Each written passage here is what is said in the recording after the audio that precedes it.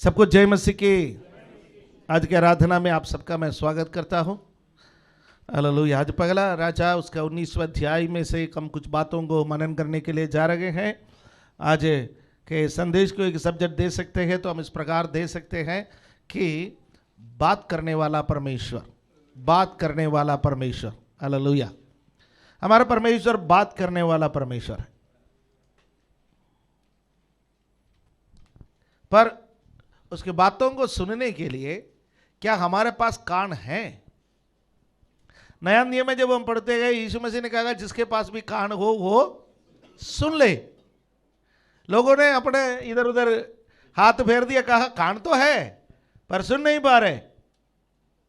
Asia नबी ने पुकार पुकार करके कहा तुम्हारे अंग है पर दिखते नहीं है, तुम्हारा कान है पर सुनते नहीं है, तुम्हारी बुद्धि तो है पर सूझते नहीं है, क्योंकि सब कुछ बंद पड़े हैं। जुकाम है, मौसम बदल रहे हैं, कई लोगों को स्मेल पता नहीं चल रहा है काफी टाइम से, कई लोगों का कान बंद है, कई लोगों का नाक के बारे में बोलो मत, रूमाल भी परेशान।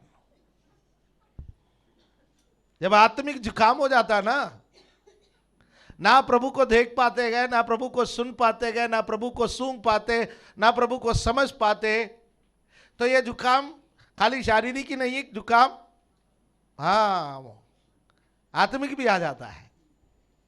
तो प्रभु की आवाज को हम कैसे सुनना है, प्रभु कैसे बातें करता है, यह पहला राजा 19वें अध्याय में हम देखते हैं। लेकिन उसका मुझे थोड़ा भूमिका बनाना पड़ेगा। भूमिका बना करके तो हम कोई काम कर ही नहीं रहे। मकान बनाने से पहले फाउंडेशन तो डालना ही पड़ेगा, थोड़ा कठिन काम है वो, है? 19वें अध्याय में 18वां अध्याय में बहुत बड़ा विजय है, बहुत बड़ा विजय।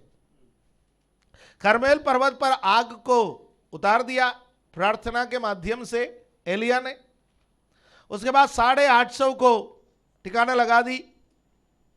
उसके बाद ऐसा ही कठोर प्रार्थना है ना, कठोर प्रार्थना, उस प्रार्थना के फलस्वरूप 3.5 वर्ष का अकाल खत्म। फिर से बारिश आने लगे, पानी का बहाव होने लगे, बहुतायत का समय आने लगे, अन्न उगने लगे। अब 19वें अध्याय में आता गया तो अब राजा आहाब अपने घर में गए। हमारे कुछ भाई लोगों के समान है आहाब भी। उसका पहला आयत में पता चलता है, जब आहाब ने इजबेल को एलिया के सब काम विस्तार से बताए कि उसने सब नबियों को तलवार से किस प्रकार मार डाला। हमारे कुछ भाई लोग भी ऐसा गए, सुबह से लेकर के शाम तक का सारे काम विस्तार से पत्नी को बताते हैं, फिर 12 बजे तक लड़ते हैं आपस में। तुमने ऐसा क्यों किया, तुमने वैसा क्यों किया, तुमने ऐसा जवाब क्यों नहीं दिया, राइट?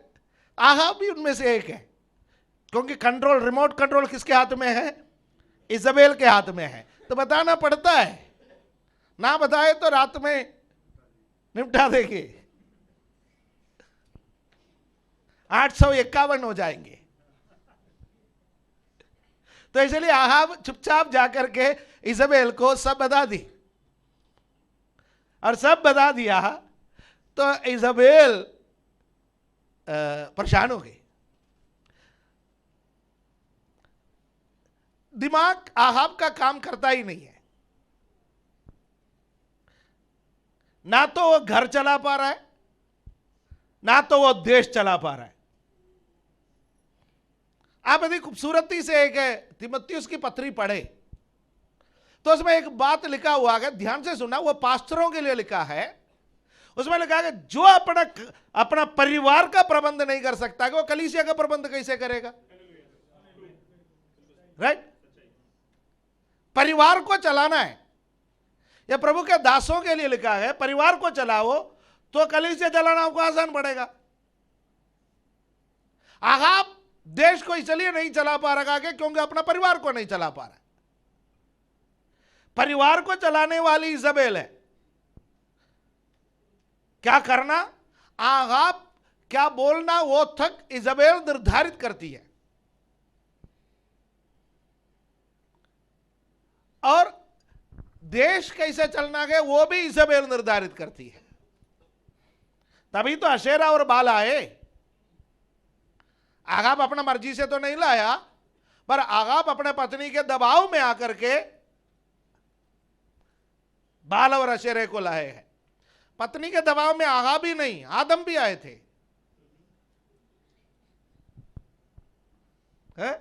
पगला फल किसने खाया? हवा ने। फिर किसको दिया? आदम को। तो हम भी पत्नी के दबाव में आ जाते हैं, इसमें कोई बुरी बात नहीं है, गलत कामों के लिए ना आए। पत्नी भी कभी कभी सही बात कह देती है। आप ग्रामर जल्दी पकड़ लेते।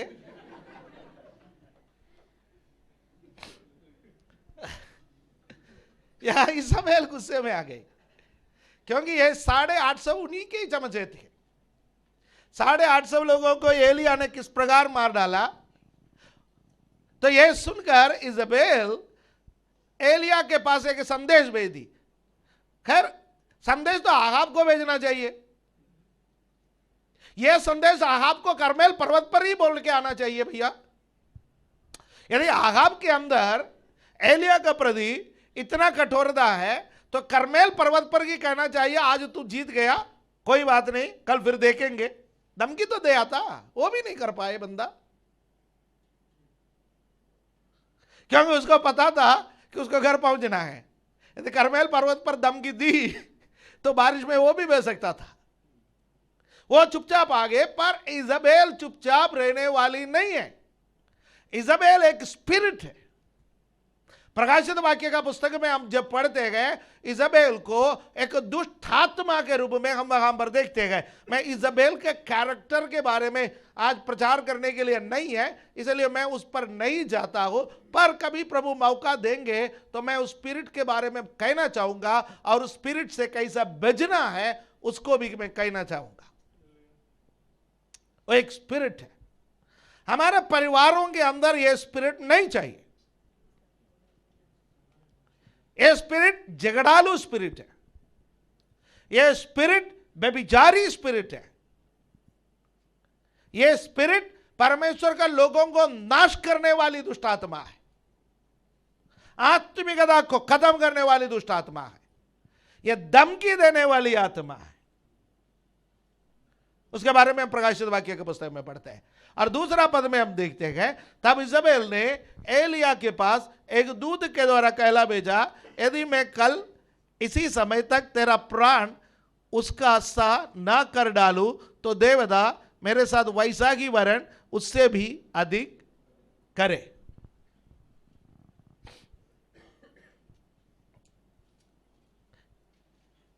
तुरंत इजबेल ने एलिया के पास समाचार भेजा, एक दूत को भेज दिया, जाके एलिया से कह दे 24 आवर्स का टाइम है, आज तूने मेरे लोगों के साथ जैसा किया, विद 24 आवर्स 24 घंटे के अंदर तेरे साथ भी ये होने वाला है।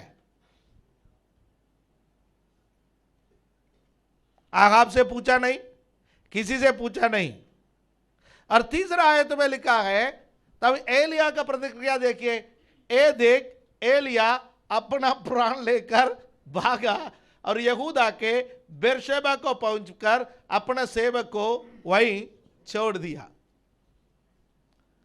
850 लोगों के सामने जो कभी ना घबराया, राजा और राजा के सेना के सामने जो नहीं घबराया, एक औरत धमकी देने से दुम उठा करके भागा है। इजबेल के धमकी से एलिया खुद डर गया। इसलिए याकूब ने कहा, एलिया भी हमारे समान। अब हम क्या सोच रहे थे, एलिया हमारे समान, अरे हम भी एलिया के समान आग उतारेंगे, प्रार्थना करेंगे। किस बात पर हम एलिया के समान है? दुम उठा के भागने में, अपना प्राण लेकर के भागने में, डरने में। एलिया के समान हम भी हैं। हालेलुया। यहां एलिया भाग रहा है, एलिया भाग रहा है, अपने सेवक को छोड़ दिया। सेवक से कहा, भाई सुन, मेरे साथ तू क्यों मर रहा है?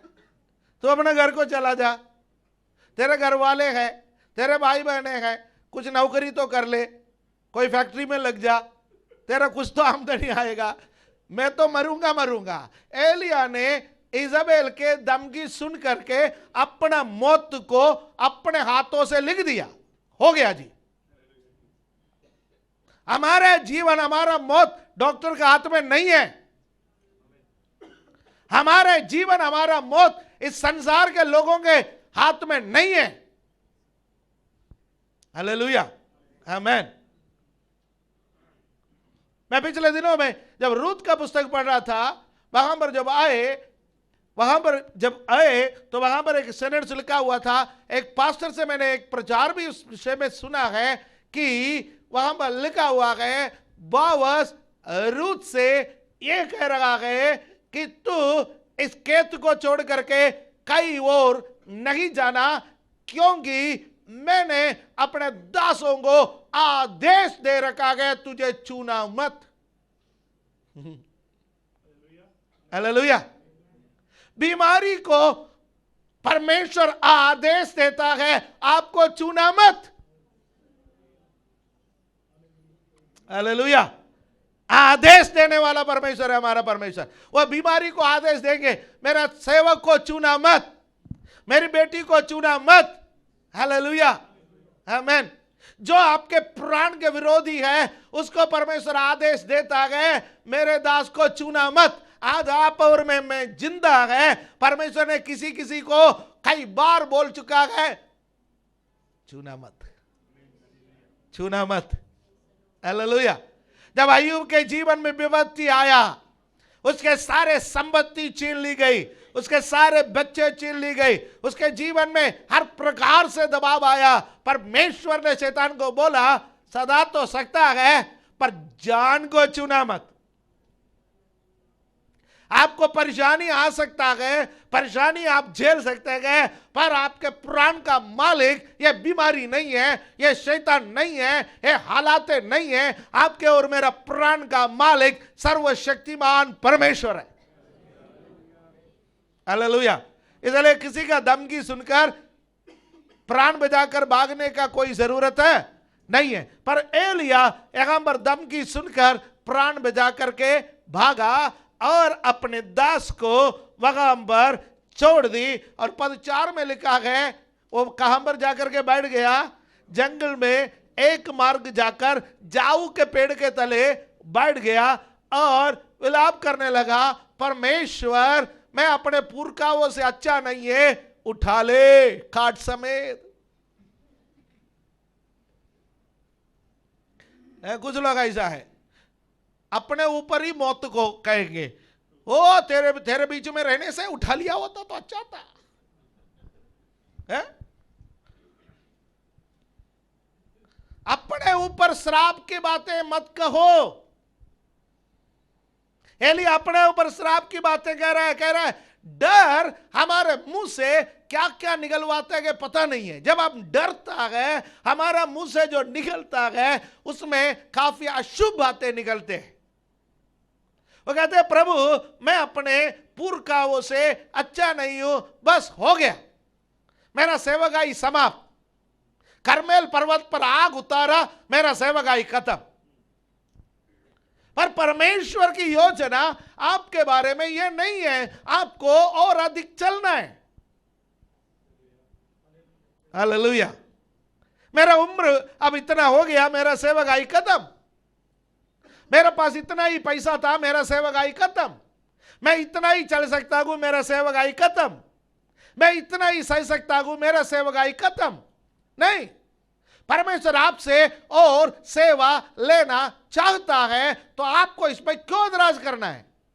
जब आप निराश हो जाता है, अपना मौत की कामना करने के बजाय आप परमेश्वर से इस प्रकार कहो, प्रभु मेरे बारे में आपकी योजना क्या है, प्रकट कीजिए।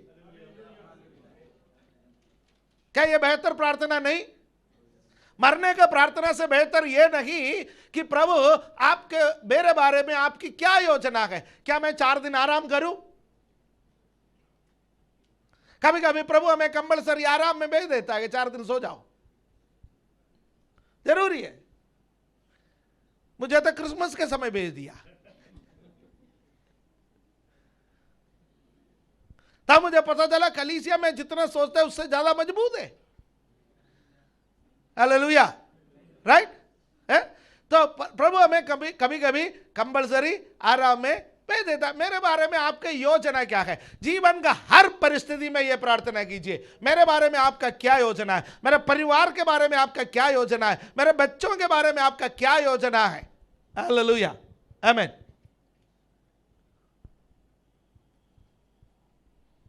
कोलंबस एक नाविक था।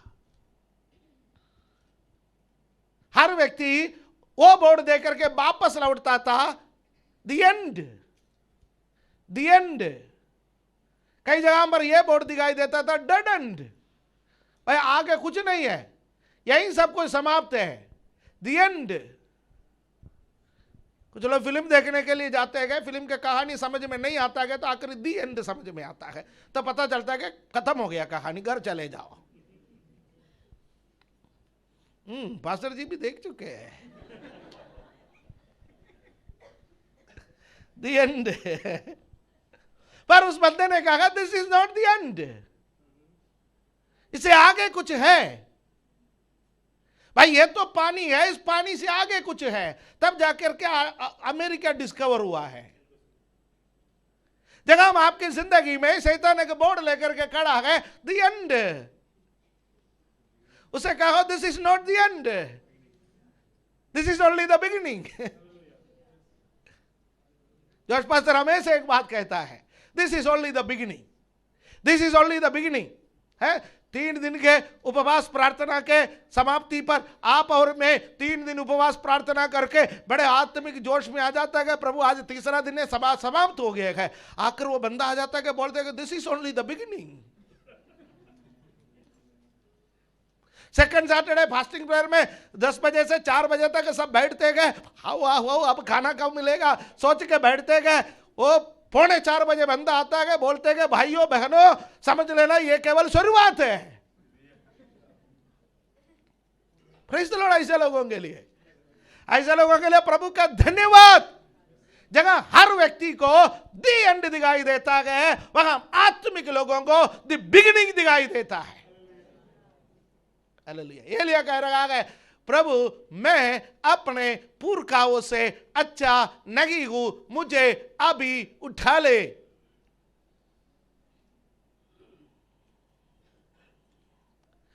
और बोल बोल के सो गया।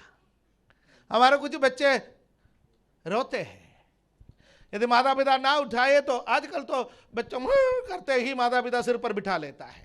लेकिन वो जमाना सोच लीजिए जिस घर में 4 बच्चे थे, दर्जन पर बच्चे थे, आधा दर्जन केला खरीदने के समान होते थे बच्चे। आपके कितने बच्चे? आधा दर्जन। कितने बच्चे? 1.25 दर्जन, 1 दर्जन, 1.25 दर्जन। अरे कौन किसको उठाएगा? सब 1 साल के गैप में।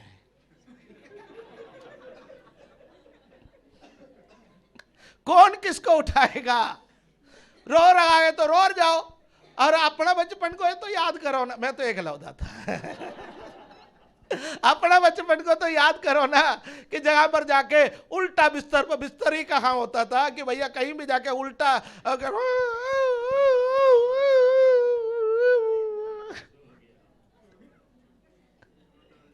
सो जाता था। अरे थोड़ी देर के बाद माँ का दिल पिघल गए, बाप का दिल पर, अरे बच्चा खाना खाए बिना सो गए, बेटा उठो उठो उठो। और उस वक्त का हमारा हालत ऐसा था, रात में 2 बजे भी हमको बुला करके खाना कोई खिलाए तो हम उठ के बैठ के खा लेते थे, क्योंकि खाना होता कम था। खाना होता कम था।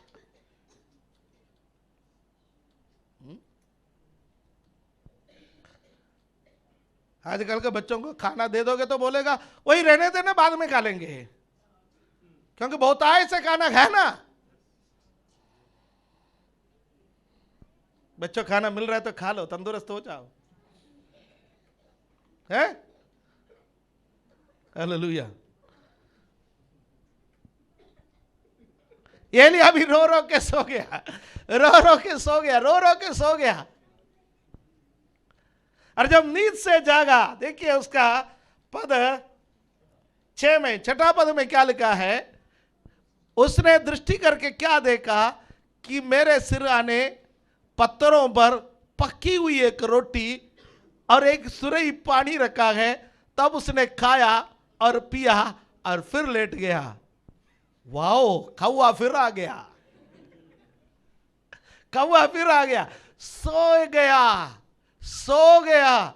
और उसके बाद जब नींद से जागा, उसने देखा कि तंदूरी रोटी है। इस मरुस्थल में तंदूरी रोटी, पक्की हुई रोटी और एक सुरही पानी। कौवा तो पानी नहीं लाता था। इस बार कैटरिंग डिपार्टमेंट कुछ बेहतर किया।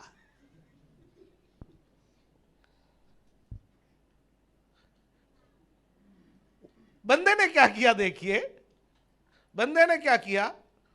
वो आगे हम देखते हैं, उसने खाया पिया और फिर खाया पिया फिर लेट गया। खाया पिया फिर लेट गया, खाया पिया फिर लेट गया। हमको क्या चाहिए, हम क्या मांग रहे आगे परमेश्वर से? आराम। हम सबको क्या चाहिए? आराम। खाना पीना लेट जाना, खाना पीना लेट जाना, हम सबकी प्रार्थना का विषय है ये। एलिया ने भी परमेश्वर को धन्यवाद दिया। मरुस्थल में परमेश्वर आपने मुझे रोटी दिया, मरुस्थल में आपने मुझे पानी दिया, आपने मुझे जो भी उपकार दिया गया उसके लिए मैं धन्यवाद करता हूं। दिया गया भोजन के लिए धन्यवाद, दिया गया पानी के लिए धन्यवाद। और प्रभु आपने दिया, मैंने खाया, अब लेटने दे, है ना। अब लेट गया, लेट गया तो क्या हो गया? सो गया। फिर क्या हुआ? सातवां पद में दूसरी बार यहोवा का दूत आया और उससे चूक कर कहा, उठकर खा, क्योंकि तुझे बहुत लंबी यात्रा करनी है। ओ प्रेज द लॉर्ड। उस परमेश्वर के लिए मैं धन्यवाद देता हूं, जो परमेश्वर कभी थकता नहीं है आपके और मेरे पीछे पड़कर। आप और मैं होता ना एलिया को, यदि हमारे अधीन में एलिया काम कर लिया होता तो क्या हो जाता? तेरे को अभी खाना दिया, पानी दिया, एक बाल्टी पानी भर करके उसको ऊपर से डाल देता, या एक बड़ा सा लट लेकर के पीट देता। अभी तक तेरे को उठने का टाइम नहीं है, जाने का टाइम नहीं है, यही सो रहे, बहुत काम करने के लिए। पर परमेश्वर ऐसा नहीं करता है, परमेश्वर ऐसा नहीं करता। हम कितने बार परमेश्वर की इच्छा के खिलाफ चला, उसके बावजूद भी वो हमें फिर खाना लेके आ रहा है, फिर पानी लेकर के आ रहा है। ये मैं एक बात आपको कहना चाहता हूं, हर बार खाना देता गया, हर बार पानी देता गया, ये आपके अच्छे कामों का प्रतिफल मत समझना। हमें हमारा एक गलतफहमी है, जब भी प्रभु कुछ देता गया तो हम सोच लेता गया बहुत अच्छा काम मैंने किया इसलिए प्रभु ने दिया। नहीं, आपको और मुझे मरते हुए वो देखना नहीं चाहता, आपको और मुझे बर्बाद होते हुए वो देखना नहीं चाहता। आपके लिए और मेरे लिए आगे एक सेवकाई वो रखा है, इसलिए वो बार बार खाना दे रहा है, इसलिए वो बार बार पानी दे रहा है, इसलिए वो बार बार किसी न किसी दूध को हमारे पास भेज रहा है, इसलिए बराबर काम दे रहा है, इसलिए अभी भी हमें बना के रखे हुए हैं। क्यों? उसका कारण है वो अभी भी हमसे प्यार करता है, हमसे काम लेना चाहता है। यदि वो हमसे गुस्से में होते तो 2020 और 21 में निपटा देते। वो हमसे गुस्से में नहीं है, हालेलुया। वो अभी भी हमें अपना दूध को भेज करके खाना और पानी और भोजन दे रहा है। और अगला पद में लिखा गया इस वक्त एलिया को कुछ समझ में आया, वो दूसरी बार तब उसने उठकर खाया पिया और उसी भोजन से बल पाकर 40 दिन रात चलते चलते परमेश्वर के पर्वत होरेब को पहुंचा। ये 40 दिन और रात, इन दिनों में 40 दिन का फास्टिंग चल रहा है। और वेडनेसडे के दिन कहीं किसी ने मुझे फोन किया, पूछा ऐश वेडनेसडे आज है? मैंने कहा मुझे इस चीज का कोई पता नहीं है जी, मैं राग खाने वाला पास्टर थोड़ी हूं, ऐश वेडनेसडे को राग खाना है। मैंने कहा क्या बताओ, मैंने कहा कि हम इस रीति रिवाज के प्रार्थना में यकीन नहीं करते। आप जब कभी फास्टिंग रख सकते हैं, यदि आप 40 दिन रखना चाहते हैं तो वेल एंड गुड, नहीं रखना चाहते हैं वो भी वेल एंड गुड। यदि आप कभी भी अब मुझे ये पता नहीं है, बाइबल में नहीं है ऐश वेडनेसडे, बाइबल में नहीं है। बाइबल में ये भी नहीं है कि यीशु मसीह ने ईस्टर से पहले 40 दिन का फास्टिंग रखा। यीशु कब फास्टिंग रखा 40 दिन का? मिनिस्ट्री सेवागाई शुरू करने से पहले। फास्टिंग का बेस्ट टाइम है 40 दिन का फास्टिंग का, जिस दिन आप बपतिस्मा लेता गए 40 दिन फास्टिंग में जाए। यदि आप यीशु मसीह को इमिटेट करना चाहते हैं, यीशु मसीह को आप इमिटेट करना चाहते हैं, यीशु मसीह को आप फॉलो करना चाहते हैं या उनके समान करना चाहते हैं, तो 40 दिन का फास्टिंग का सबसे बेहतर समय है बपतिस्मा के बाद 40 दिन का उपवास और प्रार्थना में जाए, ताकि सामर्थ्य पाने के लिए। और बाइबल में कहीं भी यीशु मसीह 40 दिन फास्टिंग किया है ऐसा भी नहीं लिखा। हर साल प्रेरितों ने हर साल 40 दिन फास्टिंग किया, वो बाइबल में कहीं भी उल्लेख नहीं है, ना प्रेरितों के काम में है ना पत्रियों में है। इसलिए मैं उन लोगों के खिलाफ नहीं हूं जो पूरे साल नहीं रख पाते, कम से कम 40 दिन तो रख ही लो, राइट। लेकिन 40 दिन काम पर नहीं जाना, 40 दिन घर में बैठना है, बाइबल पढ़ना है, प्रार्थना करना है, संगति करना है, परमेश्वर के साथ समय बिताना है, तो वो 40 दिन का फास्टिंग आपके लिए आशीष का कारण बनेंगे। यदि आप सोचेंगे मुझे 40 दिन का फास्टिंग करना है, तो आप क्या करोगे कि खाना नहीं खाएंगे, आप ड्यूटी चले जाएंगे, ड्यूटी जाने के बाद आप आ करके फिर किसी के घर में प्रेयर होगा, वहीं पर जा करके तीनों टाइम का खाना एक साथ खाएंगे, तो वो कहां से फास्टिंग हो गया, है ना। तो इसलिए फास्टिंग आप रख सकते हैं, रखना है तो किस प्रकार रखना है वो भी सोच लीजिएगा। हमारे लिए फास्टिंग का अर्थ है परमेश्वर के साथ समय बिताना। अपने फरीसी लोग फास्टिंग रखते थे अपना दिल को खुश करने के लिए। हम फास्टिंग अपना दिल को खुश करने के लिए भी रख सकता है, परमेश्वर को खुश करने के लिए भी रख सकता है। परमेश्वर को खुश करने वाला फास्टिंग कौन सी है? परमेश्वर को उपस्थिति में बैठना, अपने आप को नम्र करना, अन्याय बंधनों को तोड़ना, ये सब परमेश्वर को खुश करने वाला फास्टिंग है। अपने आप को खुश करने वाला फास्टिंग कौन सी है? खाने के बिना ड्यूटी चले जाओ, शाम को आकर के बाइबल पढ़ने का टाइम मिले तो थोड़ा सा पढ़ो, नहीं है तो फिर बाइबल सुनो, उसके बाद खाना खाओ, सो जाओ, या किसी प्रेयर मीटिंग में अटेंड करो, वो फास्टिंग नहीं। मुझे इसमें एक बात अच्छा लगता है कि इसमें हर दिन प्रार्थना चलता है, यह बहुत अच्छी बात है। एक बात मुझे अच्छा लगता है, ये तो हम प्रेयर वीक भी रख सकता है, हम प्रेयर मंथ भी रख सकता है। यदि हम चाहेंगे तो एक चर्च में 50 फैमिली है तो एक प्रेयर मंथ रखने से सबके घर में प्रार्थना हो सकता है हर इवनिंग में। इवन हम भी ट्राई कर सकते हैं, किसी दिन हम प्रेयर मंथ रख सकते हैं, नहीं रख सकते? यस, रख सकते हैं। हमारा फैमिली से प्रेयर वीक रख सकते हैं, कहीं ना कहीं हमें प्रार्थना करना है, किसी इलाका में प्रार्थना करना है, राइट। आगे हम ट्राई करेंगे इस बात के लिए, हालेलुया, आमीन, ट्राई करेंगे। हम ये 40 दिन का फास्टिंग नहीं, हम उसके अलावा हम ऐसे काम कर सकते हैं। चैन प्रेयर के लिए भी हम कर सकते हैं जो हम पहले करते थे। इसलिए कलीसिया में कोई भी चीजें रीति रिवाज नहीं है, कलीसिया में सब कुछ रेवलेशन होना चाहिए, रेवलेशन, प्रकाशन। परमेश्वर अगुवों को समय समय पर प्रकाशन देता है, कलीसिया को प्रार्थना में ऐसा बढ़ाना, कलीसिया को आराधना में ऐसा बढ़ाना, कलीसिया को वचन में ऐसा बढ़ाना, कलीसिया को कंस्ट्रक्शन में भी ऐसा बढ़ाना।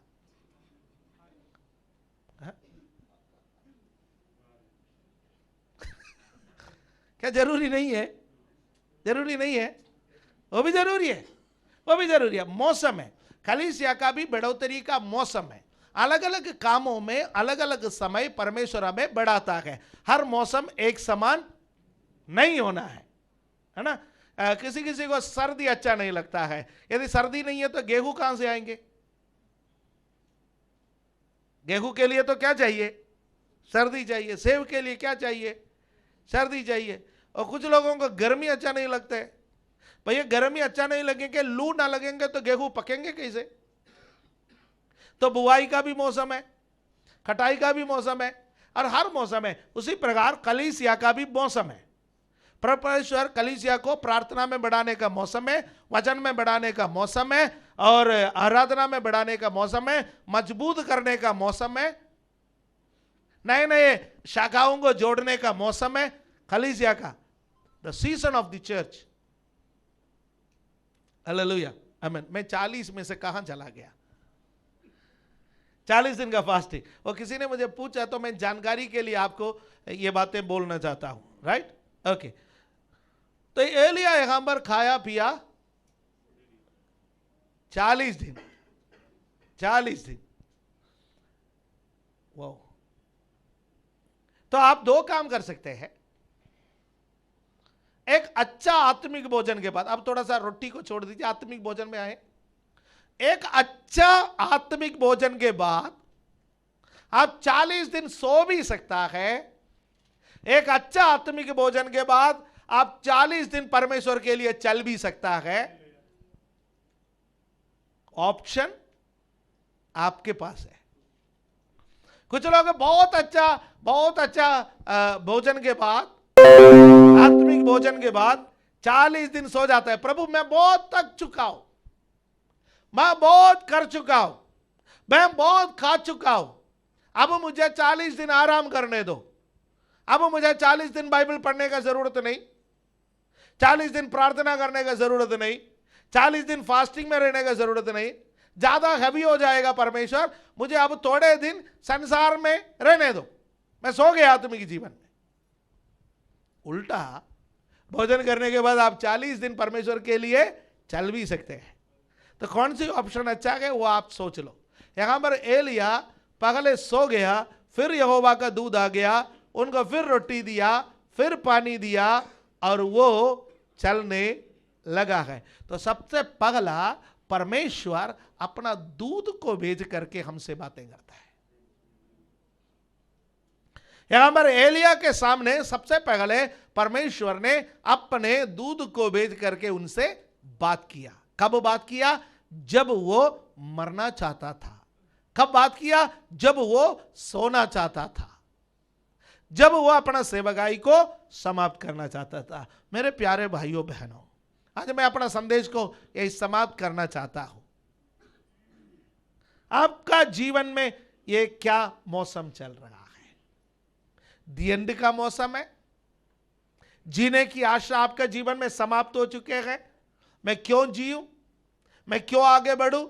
मैंने संसार को जो देखना था देख लिया, मैंने जो करना था कर लिया, जो प्रार्थना करना था कर लिया, आग उतारना था उतार लिया, 850 को ठिकाना लगाना तो लगा दिया, अब किसी और को करने दो, मैं तो हो चुका हूं मेरा सेवकाई, अब तो मुझे आराम करने दो।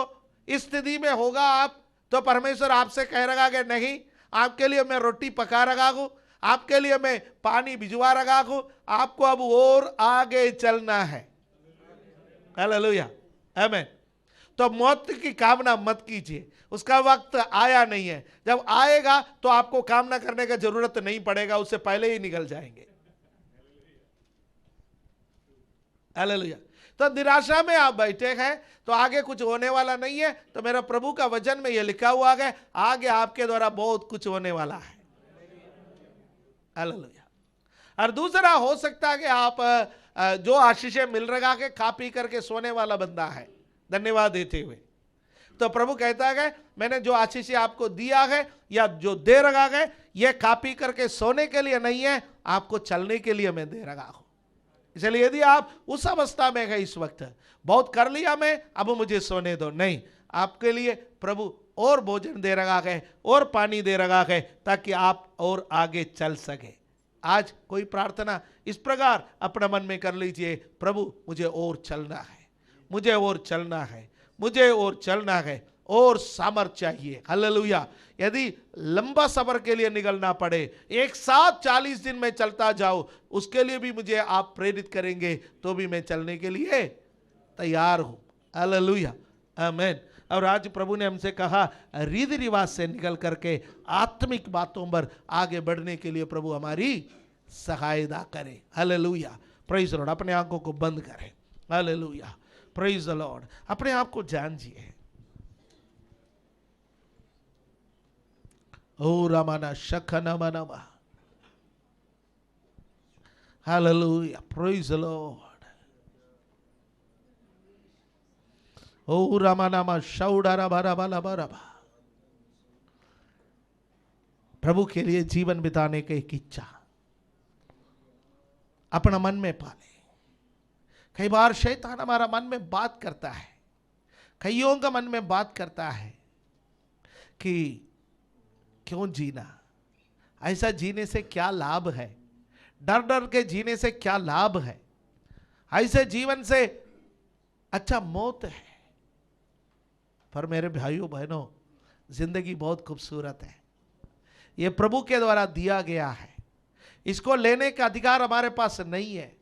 यदि हम किसी को जिंदगी नहीं दे सकते तो जिंदगी ले कैसे सकते हैं। आत्महत्या के लिए सोचना भी पाप है, पर कई बार हालात हमें मजबूर कर देता है। उन हालातों से ऊपर उठने के लिए परमेश्वर हमारी सहायता करे। हालेलुया। यीशु के लिए जीना है, यीशु के लिए चलना है। मेरे जीवन का मकसद वो है, मेरे जीने की आशा वो है। मैं जीऊं या मरूं, वो मेरे यीशु के लिए है। पौलुस ने कहा मेरे लिए जीना मसीह, मरना नफा है। स्वर्गीय पिता, इस वचन के आगे हम समर्पण करते हैं। हालेलुया। परमेश्वर आप हमारी सहायता कर लीजिए, आप हमें आशीष दीजिए, इस वचन के अनुसार जीवन बिताने का हिम्मत हमें दीजिए। जब एलिया निराश हो गए, एक जाऊ के पेड़ के तले बैठकर लेटकर सो गए, आपने जिस प्रकार उनका हिम्मत बंधवाया, हमारा हिम्मत बंधवा दीजिए। प्रत्येक भाई बहन को आशीष दीजिए। धन्यवाद देते हैं प्रभु यीशु मसीह के पवित्र नाम से इस प्रार्थना को मांगते हैं, आमीन।